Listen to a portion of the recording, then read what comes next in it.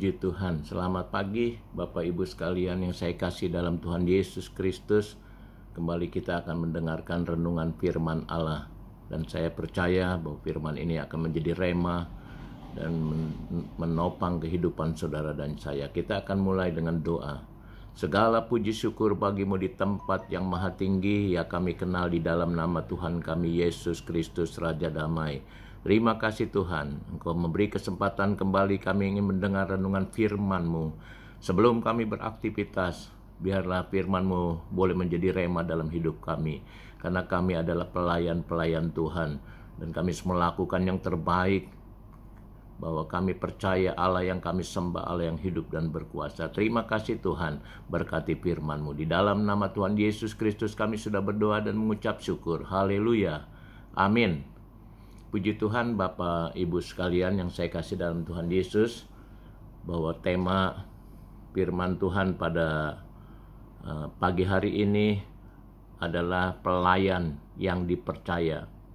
Kalau kita membaca dalam 1 Korintus 4 ayat 1-2, ayat 1 dikatakan, demikianlah hendaknya orang memandang kami sebagai hamba-hamba Kristus, yang kepadanya dipercayakan rahasia Allah. Yang kedua, yang akhirnya dituntut dari pelayan-pelayan yang demikian ialah bahwa mereka ternyata dapat dipercaya. Puji Tuhan, biarlah saudara dan saya dipakai Tuhan menjadi pelayan yang bisa dipercaya. Dan pelayan yang berorientasi bahwa pelayanan itu kita harus sadar itu adalah milik daripada Tuhan. Bagaimana pelayan seperti sejati dalam bertindak? Kita percaya dalam Markus 10 dikatakan, tidaklah demikian di antara kamu. Barang siapa ingin menjadi besar di antara kamu, hendaklah ia menjadi pelayanmu. Puji Tuhan. Dan banyak kita lihat buku-buku berbicara selalu tentang kepemimpinan. Bahkan banyak yang bersaing baik dalam dunia usaha, baik di dalam gereja. Mereka berusaha untuk bersaing, ingin memperoleh kedudukan dan tempat termuka di dalam gereja. Bahkan banyak ribuan buku ini menulis tentang kepemimpinan. Tetapi kita lihat sedikit sekali berbicara tentang kepelayanan. Dan Tuhan katakan, biarlah kita bisa dipercaya menjadi pelayan Tuhan. 1 Korintus 1 ayat 12 di sana dikatakan, aku bersyukur kepada Dia yang menguatkan aku, yaitu Kristus Yesus Tuhan kita. Karena Ia menganggap aku setia dan mempercayakan pelayanan ini kepadaku. Puji Tuhan. Biarlah saudara dan saya bisa menjadi pelayan yang dipercaya. Bahwa kita percaya bahwa pelayanan hanya milik Allah, bukan milik saudara dan saya. Jadi pelayan harus berpikir seperti pengawas, bukan pemilik. Ingat, Tuhanlah yang memiliki segala-galanya. Jadi seorang pengawas adalah seorang pelayan yang bisa dipercaya. Kalau kita lihat dari contoh Alkitab, ya seperti Yusuf ketika dia dibuang menjadi budak.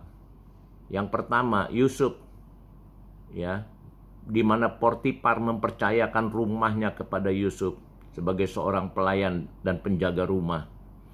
Yang kedua juga penjaga penjara juga mempercayakan kepada Yusuf, sehingga Yusuf menjadi orang yang dipercaya sebagai pelayan yang dipercaya.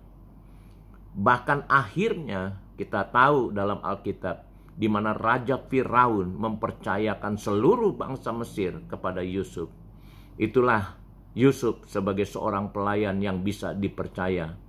Bagaimana saudara dan saya, ya, bagaimana saudara di dalam mengelola sumber daya yang Tuhan berikan kepada saudara?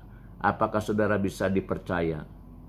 Khususnya di bidang keuangan, ya, bagaimana saudara ingat kita tidak bisa menyembah, kita percaya atau mengabdi kepada Mammon dan juga kepada Allah. Allah ingin kita mengabdi kepada Allah dengan sungguh-sungguh sehingga kita bisa dipercaya. Lukas 16 ayat 13 katakan, seorang hamba tidak dapat mengabdi kepada dua tuan, Karena jika demikian, ia akan membenci yang seorang dan mengasihi yang lain, atau ia akan setia kepada seorang yang tidak mengindahkan yang lain. Kamu tidak dapat mengabdi kepada Allah dan juga kepada Mammon. Biar saudara bisa dipercaya, karena banyak orang jatuh diuji di dalam firman Allah, diuji oleh karena keuangan, kesetiaan, kepercayaan yang Tuhan berikan kepada saudara. Bahkan seringkali kita sering berbicara, kalau nanti saya sudah kerja dan saya sudah kaya, saya sudah hebat, baru saya melayani Tuhan. Tuhan tidak kehendaki seperti itu. Tetapi biarlah kita yang mengatur keuangan. Jadi kita cari uang sebanyak-banyaknya. Bagaimana kita bisa mendanai perkembangan gereja agar bisa terus bertumbuh dan banyak jiwa bertobat. Karena visi misi kita jelas. Bagaimana kita banyak mencari jiwa untuk dimenangkan untuk kerajaan Allah. Dan kita menjadi pelayan-pelayan yang diberkati, pelayan yang setia. Bahkan kita harus selalu siap waktu, saudara. Dan bukan hanya uang saja, waktu pun kita serahkan kepada Tuhan. Apa yang Tuhan berikan kepada kita, kita pergunakan. Bahkan dalam 1 Petrus 3 ayat 15. Tetapi kuduskanlah Kristus di dalam hatimu sebagai Tuhan. Dan siap sedialah pada segala waktu untuk memberi pertanggungjawab kepada tiap-tiap orang yang meminta pertanggungjawab dari kamu tentang pengharapan yang ada padamu. Tetapi haruslah dengan lemah lembut dan hormat. Bapak Ibu sekalian, biarlah kita menjadi pelayan yang sangat diberkati Tuhan. Menjadi pelayan yang hebat. Ya, kalau kita lihat bagaimana kesuksesan pelayanan Rasul Paulus. Dan kita perlu teladani, Rasul Paulus melayani ya sidang jemaat yang ada. Yang pertama-tama, pelayanannya berorientasi kepada jiwa. Ya, di mana sang rasul adalah pelayan yang berorientasi dan mencintai setiap jiwa yang dipercayakan Allah kepadanya. Dalam Kisah Rasul 20 ayat 18-19 dia katakan, sesudah mereka datang, berkatalah ia kepada mereka, kamu tahu bagaimana aku hidup di antara kamu sejak hari pertama aku tiba di Asia ini. Dengan segala rendah hati aku melayani Tuhan. Dalam pelayanan itu aku banyak mencucurkan air mata dan banyak mengalami pencobaan dari pihak orang Yahudi yang mau membunuh aku. Dia melayani dengan jiwa, berorientasi pada jiwa. Dia mengasihi setiap jiwa yang ada. Itulah yang Tuhan inginkan. Bahkan kedua, pelayan yang berpusat kepada Allah. Yang kedua adalah pelayanan kita harus berpusat kepada Allah. Di mana Rasul Paulus katakan kepada jemaat di Filipi, bagiku hidup adalah Kristus dan mati adalah keuntungan. Rasul Paulus, dia berorientasi kepada Allah.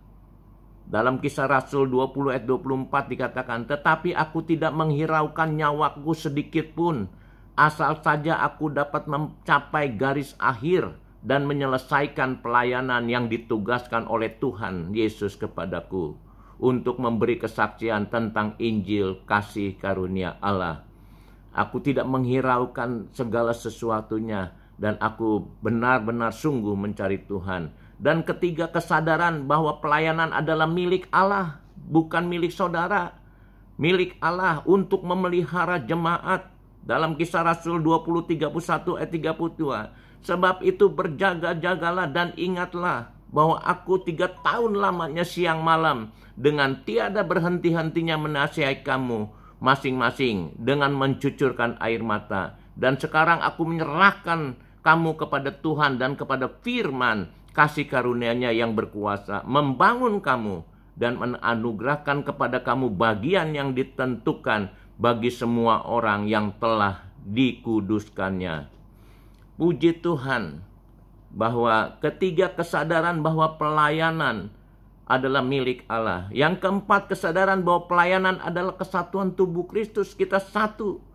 Ya, kita menjadi satu.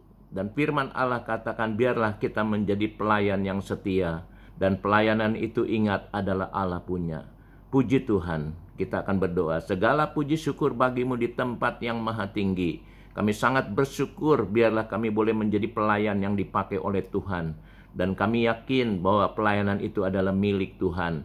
Agar kami boleh melayani Tuhan dengan jiwa kami, bahkan untuk kehidupan kami. Agar nama Tuhan saja dipuji dan banyak jiwa dimenangkan untuk kerajaan Allah. Terima kasih Tuhan. Kami sudah berdoa dan mengucap syukur di dalam nama Tuhan Yesus Kristus. Haleluya. Amin. Puji Tuhan. Biarlah saudara boleh melakukan aktivitas dengan sukacita, damai, sejahtera dari Allah. Kesuksesan akan menjadi bagian dari hidup saudara. Terima kasih. Tuhan Yesus memberkati.